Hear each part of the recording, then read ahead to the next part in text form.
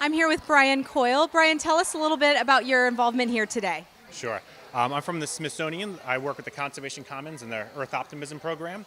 And Earth Optimism is an effort by the Smithsonian to really highlight what is successful in conservation and solutions and share those stories with others so that we can replicate and scale those up. So what we want to do is to have a more positive message to make sure that we engage people and that we get them motivated to participate in collective action.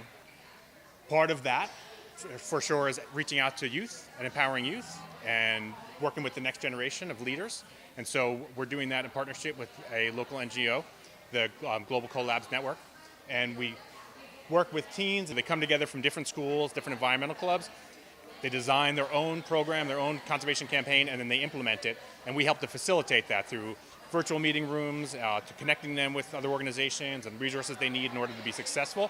So most of the teens we work with are already leaders in their own school, but they want an opportunity to have greater impact, and that's what Earth Optimism is really about. It's scaling up, replicating. And so this is our first open house at the zoo, and you can see it's very successful. We've had lots of teens and adults coming in, learning about all the different school groups in DC, Maryland, Virginia, who we're working with, and they are sharing all the different great work that they're doing. So it's been a really big success so far. Well, and with all the news stories coming out lately, this can come at a more impactful time, and you're really generating the next version of leaders in this country. Yeah, that's right. And so everything that we do is teen-led. So we're just here to help them, guide them, provide the resources that they need, because a lot of them are already super organized, mature, and confident, and they're ready to lead. And so we can just show them how they can connect with different groups and where to find the resources. And they're more than capable of being very impactful. And it's been, for me, very inspiring to work with them.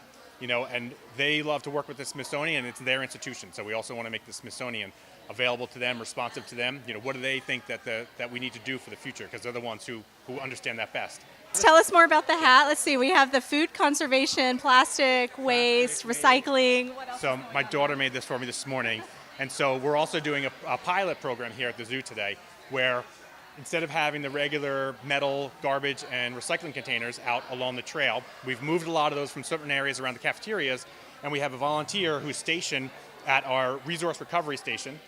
And all the people who bring in their trash have to go and meet with that person and learn about recycling and composting and then landfill waste. And so we can divert it very deliberately into each of those different categories so that we make sure we maximize our waste diversion. And so we compost all the food that's not being eaten. We make sure that all recycling is clean, that the plastic and cans are separated from the paper, and that we minimize the amount of landfill trash. And so, but in order to do that, you got to engage people. It's got to be fun, right? So we just have to be able to get people's attention, because a lot of people just aren't paying attention. And so that's what we're piloting here, and we hope to be able to do that on a more regular basis at the zoo coming in future years. So it's about getting the people active and involved with what we already have. Thank you so much for your time. Thank you.